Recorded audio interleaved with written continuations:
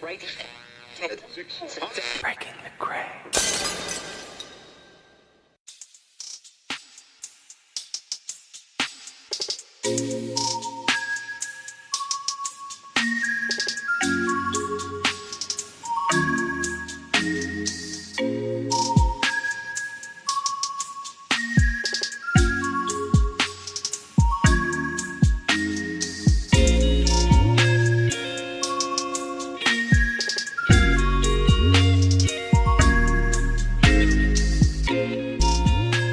Whenever I hear our intro music, it just reminds me of yesteryear. You know, when we couldn't leave our homes, when we were stuck, we were like trapped in our homes, and all of our political leaders were saying, just stay there, everything will be fine. And now we realize that 2 years later, it's not that fine. It wasn't that fine. But it is good to see you again, Sarah. And remembering those early days of our podcast. You disappeared for a while there. You totally disappeared. Well, I'm back. Oh, all right. Let's see. Hopefully, we won't lose you again. Is it working now? Am I here? Yes, you're there. You are there. I also like to remind ourselves. Yeah, well, it is nice to remember when technology worked, like when we actually could just simply use Zoom and everything was fine. Now we use a new technology, and I won't mention it because we've slammed it every time we've done a recording. And every single time we have a tech problem, but we plan for it now. Now it's all part of the plan. We're prepared. It's all part of the fun. It's all part of the fun, Russ. So that's cool. It is. It's nice to see you, if only intermittently. You two, you look fantastic and vibrant as usual. Looks like you've had your full red light for the day. I'm just getting my early gray glow here in Half Moon Bay. I am so excited today because you brought another guest, someone who I know I'm going to learn something new from. Who's here? What's going on? What is our fascinating new topic today? So today we have a very special guest, a very dear friend of mine. And I don't know whether to introduce you as Frank or Francis. No, just you stick to Frank, that's Sarah. Stick to Frank. When I moved to the US, it's very formal. So even if you book a ticket for an airplane and it's Frank, they say, well, it's Francis here on your passport. So we cannot take on the flight. So, well, living here, I've been more formal in using my official given name. Okay, that's cool. Well, he's Frank to us Brits. Yes. And Frank is an expert in something called pulse electromagnetic field therapy, which sounds a bit of a mouthful, but it is very fascinating. And I want to just dive straight in, Frank, because you and I have been talking about this stuff for a very long time. So maybe you can just give a little bit of that background. Yeah, we can make it a little bit shorter by leaving the expert out, you can call me either a dummy user who came to fascinating discoveries, Well, it's interesting, Frank, though. I will say this, and I think this is what I've learned the most, is that every single person we've talked to, unless they studied in their doctors like Dr. Joe, bucks all the trends. I think everyone started out with something in their life where they weren't an expert in this, and they all just dove into it and became an expert over time. And that's why we're doing this podcast, because we know there are a bunch of people out there that want to learn more. And so I appreciate that so much. All right, I'll stop talking now. Go ahead. No, thank you very much, Russ and Sarah. And it's really my not expert kind of position, which keeps you searching for answers which you cannot find anywhere. And then you find great discoveries, and you say, well, PEMF, that's just pulsed electromagnetic field. The electromagnetic field are frequencies, and then you add pulses to it, so they kind of pulse in different shapes and forms. And then when you have the right frequencies, you experience and witness that some people have some fascinating healing results.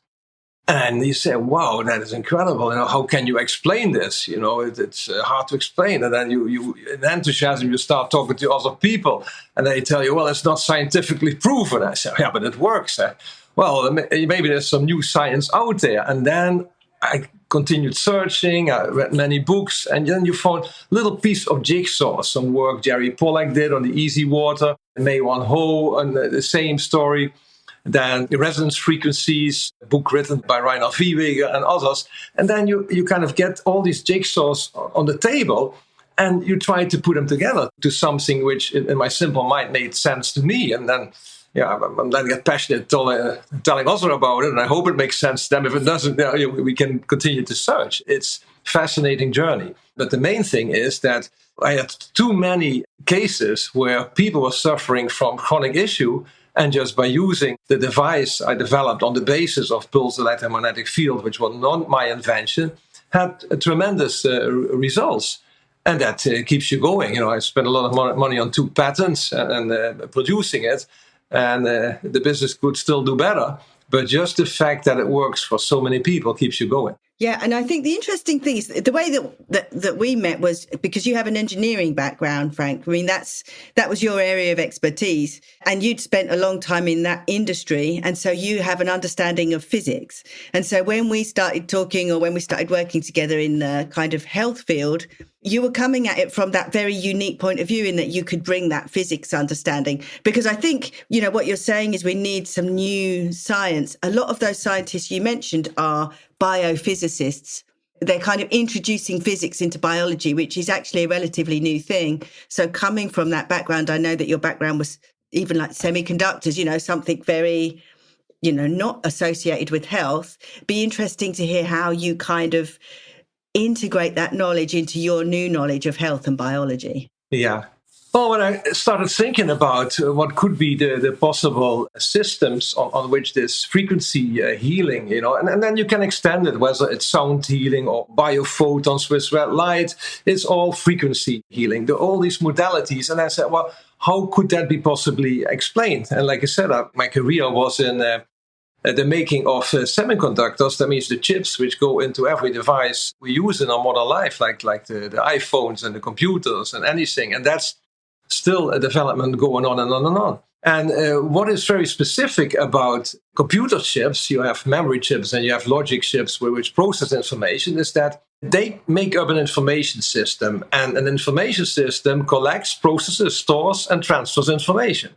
And I said, well, what if the body has such information system? And then we start immediately thinking about the brain and the nerve system. And then you question, if all that information is kind of stored in the brain. I know I have a big round head, but it would be a significantly larger requirement to store all that data, what we go through in life.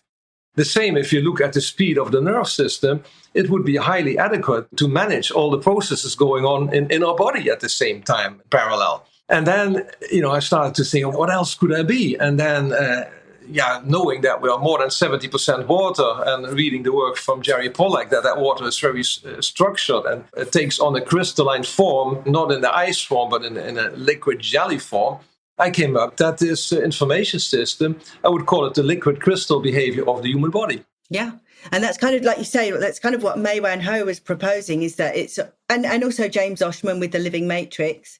I mean, how is the water the information system? I mean, how does it actually transmit information? Because, I think most people think of water like they have in their bathtub, water's water, but you're saying it's not. It's actually interesting. Before I answer the question, let me tell you, I took a far leap and I introduced Jerry Pollack to some people at Google, which are now looking at new data centers, to store information. It's all about giga information, or more than giga. So I wrote an introduction to that, so that's on a side note. But to come back to it, the water molecules start to arrange themselves in a crystalline form, in a liquid crystalline form. And that is while the hydrophilic surfaces in our body, which is the majority of our tissue, including the collagen system in our fascia, is highly hydrophilic. And so we have thin films of this very special water, and that gives all kinds of opportunities. For example, if you want to explain why acupuncture works, you can then think of that these collagen channels in our body, going through our body, being surrounded by perfectly, like glass fiber clear water molecules making up this fiber optic, that then enables the presence of a fiber optic system, waveguides in our body. And then the question is, well, where do these photons come from? We always say, we are light bodies, but truly we are. We are 50 trillion cells in our human body, and in every cell there are 10 to the power of 9 chemical reactions taking place in a second. 50 trillion cells, and that excludes the 300 gas cells residing in our stomach. So count them all up, 350 trillion cells, 10 to the power of 9 chemical reactions in a second. What happens in a chemical reaction? An electron changes bandwidth as exchange of an electron. Consequently, a photon is emitted or absorbed. So there's a huge light show going on in everybody's body, an anatomy-biological system, which you all may one who called it in our book, The Rainbow and the Worm. So there is a true rainbow in our body. Now, how can this light find its way? Well, first we have the microtubuli in the cells.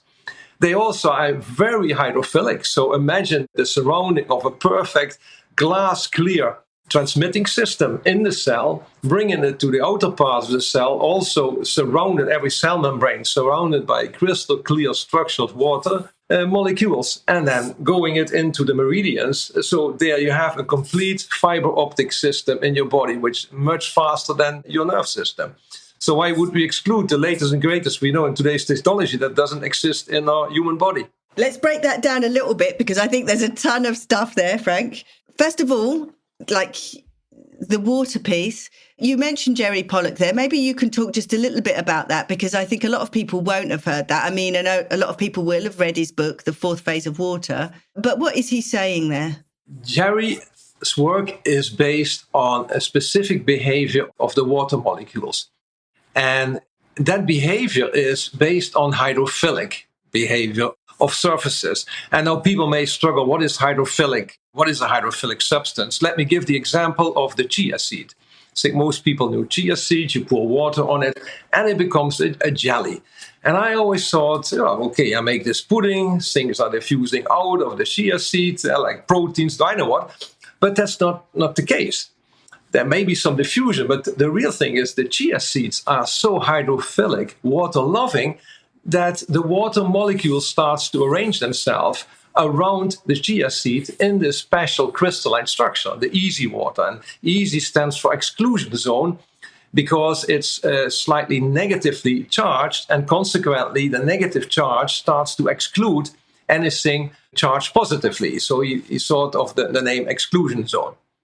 So that is, and then we can say the hydrophilic surfaces are the catalyst. Now, where does the energy come from? That is from infrared, or you say the surrounding, as long as the temperature is above 0 Kelvin, there's always infrared energy present in our environment. And it becomes active again at 2.4 Kelvin. And 0 is really very, very cold. Nothing moves anymore. It's everything is dead, you can say, by that temperature. So it's a combination, really, of the water and the light, which, of course, you're singing my tune, Frank. It's the hydrophilic catalyst. And then the energy of making molecules move, which is infrared. So it's light, ambient temperature. And then the water molecules start to align themselves in this hexagonal structure, sharing hydrogen bonds with the oxygen. And then the beauty is that every oxygen can take 5 states. And you think about a computer chip, in an active area, you only have 2 possibilities. You have 0 or 1. It's on or off. If you would implement that system in technology, you had 5 different states. You would have a -2, a -1, a 0, a +1 and a +2 state of the oxygen. There we also then talking about storing information in this wonderful watery system. Yeah, and when you're talking about non-binary, you're talking of quantum, yeah.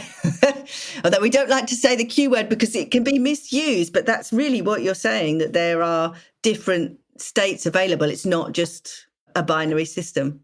Yeah, it's not more than can you imagine, and any data server we have in the world, if we implement research a little bit further, and you would have 5 times larger capacity anytime. The fastest and most compact chips, you have 5 times fast. And then think about the amount of water available, how much data you can store everywhere.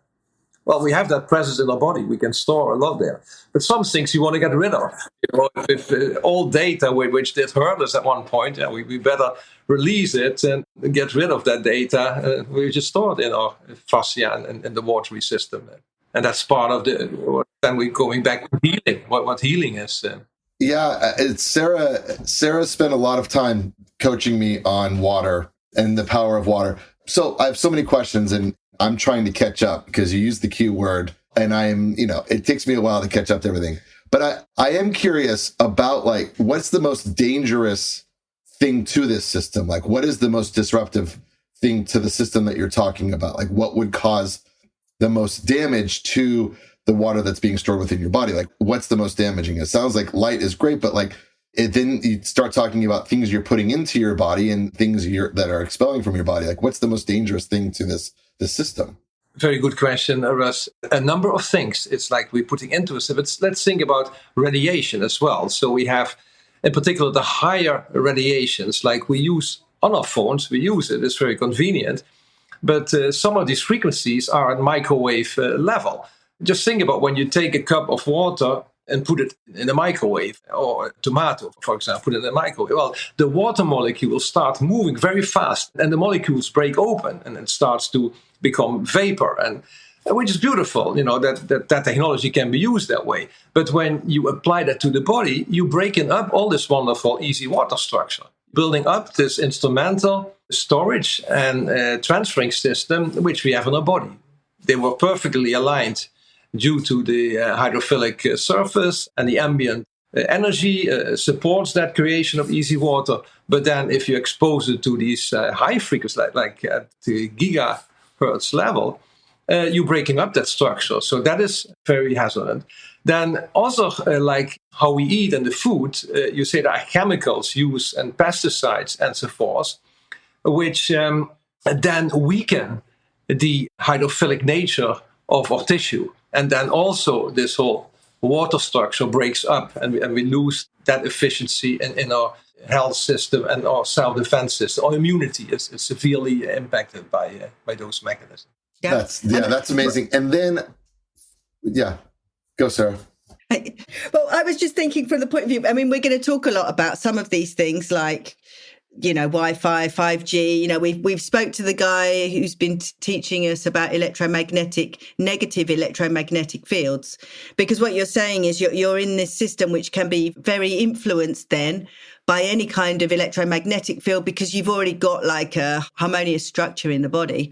Which brings us nicely to the PEMF therapy, because this is a way that you can increase the harmony of the fields in your body. Because I'm assuming, where you've got this water structure and you've got this kind of difference in the charge, you're going to be influenced by anything that affects the charge in the body.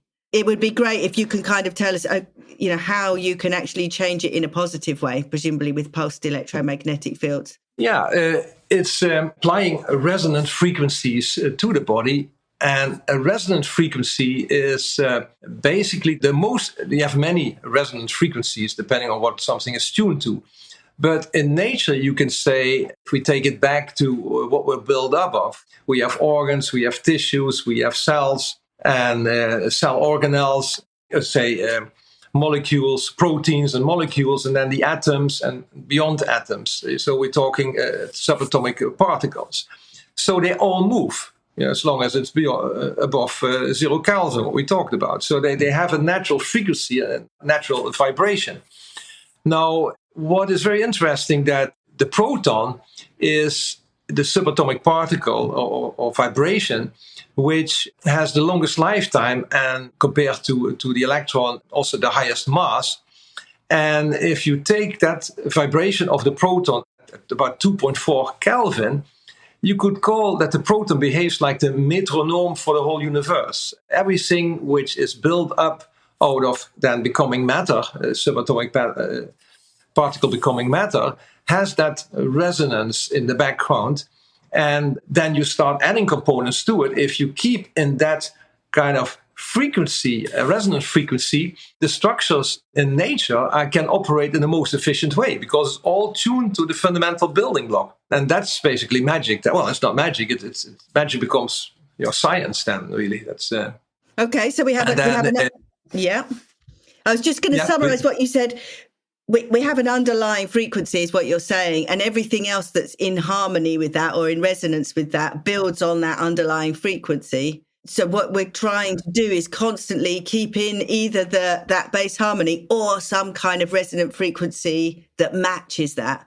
And when we come out of that, if we're chucked out of it from too much Wi-Fi or terrible food or whatever we're doing, that's when you get a mismatch. It took me a while to get my head around it because from a biology point of view, it's difficult to understand. And I used to work in a lab where I had to use a centrifuge.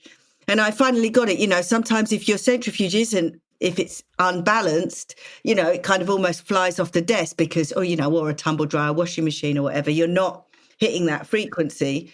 But once you hit a resonant frequency with something, everything goes smooth and everything is more efficient. So it makes perfect sense that, that nature would have an underlying frequency and then everything would match to that. A great analogy is music. If you have a bass note and then you have harmonics of that, it's a nice sound. But as soon as you start to get disharmony in the system, with music, you can tell because it sounds horrible. With the body, it's a similar process, presumably. Yeah. So if the body has also the wonderful capability of self-tuning. So when you expose these resonant frequencies to the body, even one, which is perfectly in tune with this resonance frequency of the proton resonance-based frequency, then the self-tuning and healing capability of the body is significant. And that's also why, like a sound bath or using light therapy is so efficient. You don't need to go through all the different frequencies to make a bigger impact on the whole, the sum of the whole. And just sometimes triggering it using one or two tuning forks, which are at the right frequency, is enough. And then sometimes you need to go a little bit deeper, using some more different frequencies. Like in the Mannavibes app, we use all very low frequencies. The range varies from 2 hertz to maybe 1,000, but nothing in hertz. We're talking about nothing in extreme megahertz, gigahertz, not at all. And even the intensity of that signal, it's very low. It doesn't need a large amplifier. You have these systems also, which is fine. And I built one myself and offer it on the market. But you don't need that strong amplification. It's just a subtle, ding. And how I do explain it, I often try to explain it. They say, well, you don't need to shout to the body to bring across your message. You can whisper to it and the body will understand. And if it's the right wavelengths, it picks up on it. So it's all fascinating how what the body can do. How did you discover what to whisper, though, Frank? How did you discover what frequencies you need to whisper into the body? A very strong one is love. Whispering love, self-love, forgiveness is also a very strong one. Wow. So even there, in meditation, and we created one of the programs in the app is called Love, which I just added very recently. Even the power of meditation. And what are you doing in meditation? You tune in with focusing on breathing in and out and in and out. And there you have a frequency. The in and out movement of the lungs is a frequency. Then it starts to get to a very calm heart rate. Then you have another frequency which you're tuning in to something which is perfect. Then your mind calms down. So your delta brainwaves are in a very particular frequency. Those 3 are very powerful frequencies. And I took a study from Bill Bankston, which basically is an energy healer, and the guys from IONS put the energy healer in a Faraday cage, and they were measuring the presence from the person, and they found a whole range of frequencies and intensities. And then when this person started his procedure, whatever he did, I didn't even study what he exactly did, but it was fascinating that they found a 20 decibel increase of that frequency range.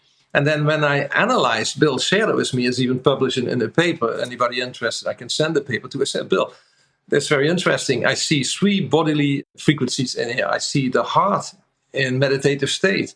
I see the inhale and exhale in meditative state, and I recognize the delta brainwave. So with that information, I created resonance, basically, one very strong. And I always tell people, if they want to address something chronic, use the first 2 apps, which is love, which is forgiveness, self-love, and resonance, the calmness in your body. And once you clear that, you can use pain relief, you can use tension, the functions for tension, or work at purification, like we have one of the programs, and then BioCell, and which works at cellular level for the mitochondria, and biophotons. But the first 2 is the door opener for addressing chronic issues. So it's fascinating that way. It's really fascinating to put a biological lens on meditation and frequency. And it's something that, And that's what fascinates me about all of this is that, that you have hundreds and hundreds and thousands of years of meditation, and then being able to say that there is actually like a medical, like you can examine this and you can see the synchrony that happens within your body of, making sure that you're bringing everything together, you're aligning everything. And that to me is the most fascinating because I feel it, I go through it when I meditate, but being able to say like, there's actually something we can see here that's really truly happening within your body. And you actually need it. And to know that you need to bring that balance back and to show balance back into your body, to, what you're talking about from a medical point of view is so fascinating because I think people need to know that like there is something happening within your body when you're doing this. It isn't just clearing your mind, right? Yeah. Tying the knots to what we talked about earlier is now what's so imagine, like you're creating this resonant state through meditation. So the heart, the inhale and exhale, and the delta brainwaves, and the thoughts you have. Now then, the other function of the heart is like a big imprinter. The heart electromagnetic field you can measure to 2 feet outside of the body. So it covers every cell in your whole body. So you can imagine you have a magnetic imprinter right here. And it reaches every piece of the structured water in every cell. So when we talk about how is information stored in your body, well, here is the imprinter. So every thought, every concern, or every happiness gets stored somewhere in this information at the extended hard drive of life. Not just here in the head, but in the extended hard drive. Is there a way, though, if, you're talking about water, and we pass water out of our body through many different ways, right? We cry, we sweat. And is there ways to, for us, like what's leaving our body within that water? Like what, are we losing memories when water leaves our body? Like what's happening when water leaves our body? I wish that was the case. Also, I don't want to include like hot cold therapy, like saunas following by a nice cold plunge. I think that does something along that mechanism. But just getting out and sweaty and keeping just eating unhealthy and exposing us to all of unhealthy practices. Yeah, we just throw out some chemicals we don't use anymore, like the residuals of the respiration of the cells and the digestive system. That would be my view on that mechanism. That makes sense. Sarah, you've done it again. Yes. You've blown my mind. And I it's fascinating. I thank you, Frank, for blowing my mind. I appreciate it. But Sarah, again, I don't know how you do this. You always have incredible friends.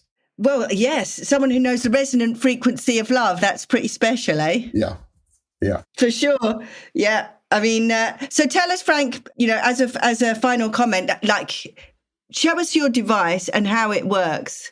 Because I think that's an important thing to see, because I know, we're talking about big concepts, but actually to implement this therapy, it's very easy. Yeah, actually, it's what you need is you need a frequency generator. And there are systems out there which design them and start building it. And you and I worked on developing some of that in our previous career. But then my thought was, look, everybody's carrying a cell phone with them, or a smartphone. What if we can use what is accessible in the smartphone to start creating these frequencies for us? Then the next challenge is, once we are able to generate them, how can we emit them? Since there was nothing, there are things within the phone, but as an app developer, we don't have access to them. We don't have access to the firmware of certain coils in the smartwatch or and other things. So then I came up with, let me see if I can show it in the camera. And it is a gemstone. But I'm not going to talk about crystals here and the beauty of crystals, which we can do another session on. But what's actually inside of the gemstone is a piece of electronics. And here you see the jack plug, which connects it to a cable, and then that cable hooks up with your cell phone. We made a connection with the with the cell phone, and then the app generates the frequencies. It sends it to a coil. It's a miniature made in England. It's not. It needs to be very high quality AR1 coil, and a couple of electronics components in it, which can then deal with the electromagnetic, with the electron signal coming from the phone and feeding from the app into the coil and then creating the emission. So it's and why did we do it? Why did I put a gemstone in it? Because, well, talking about my motivation is smartphones. Everybody carries them with them, and I didn't want to make it like an ugly coil, which then ends up in the drawer at home. So I wanted something which people would, carry with them and use on the go anytime.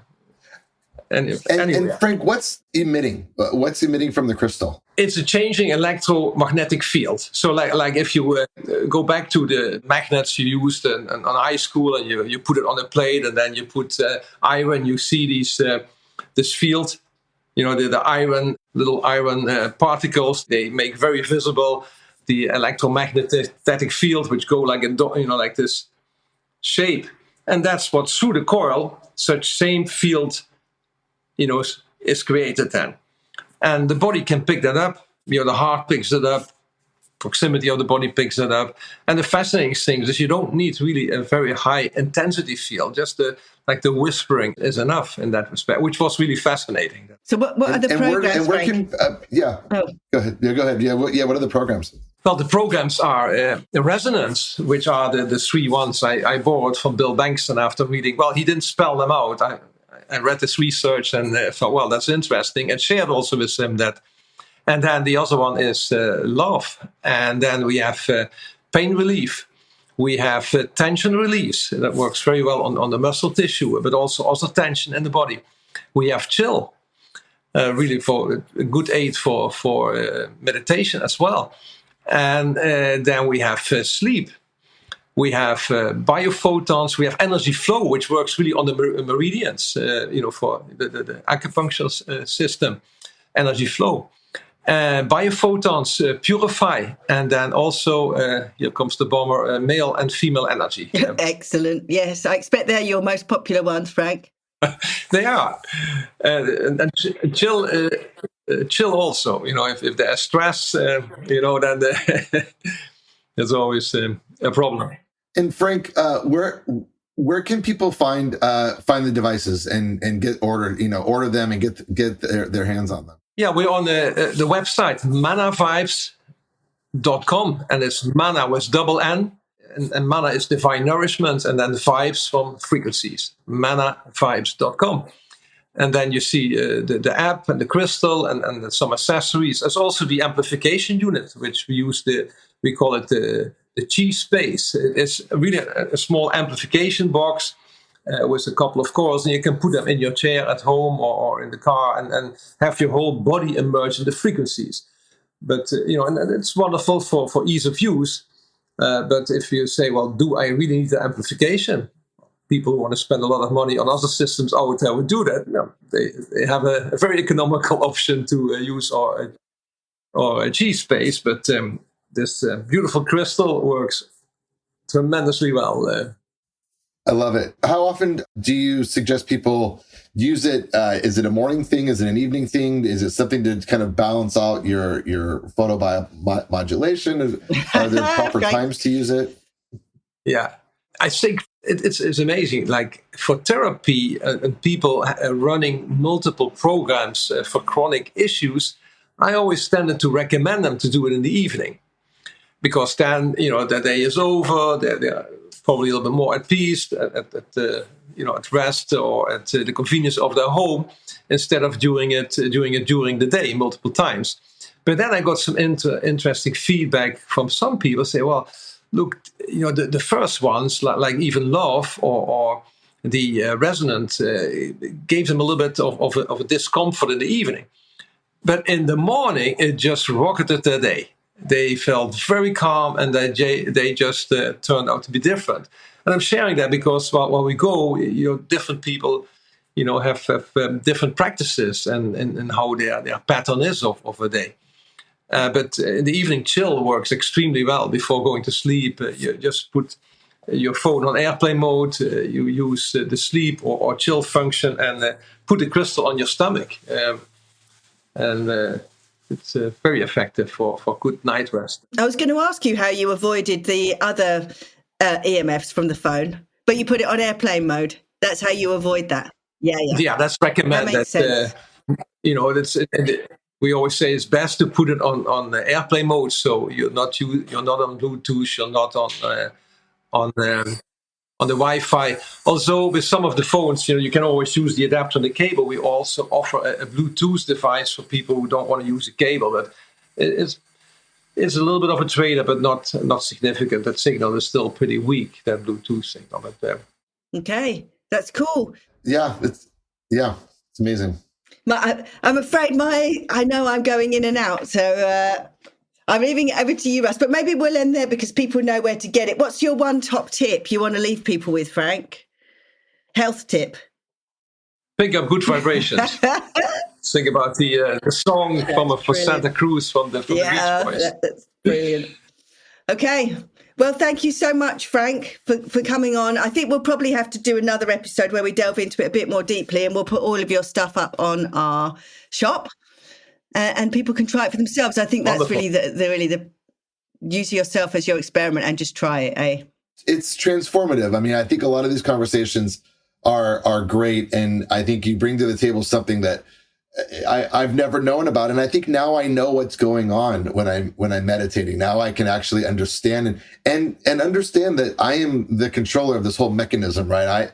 What I think and what comes into my body, I am absolutely in control of how I want to, move this gelatin body of water around, and I'm the pudding exactly. The pudding.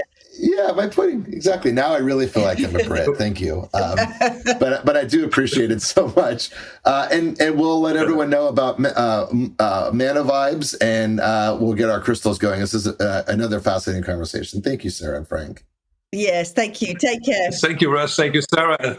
Bye-bye.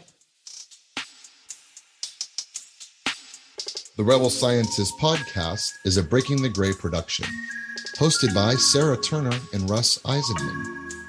Audio production by Dave Visaya and the podcast engineers. For more information and for our biohacking shopping guide, visit rebelscientist.com. To hear more incredible Breaking the Gray production podcasts, visit breakingthegray.com. That's gray with an E. breakingthegray.com.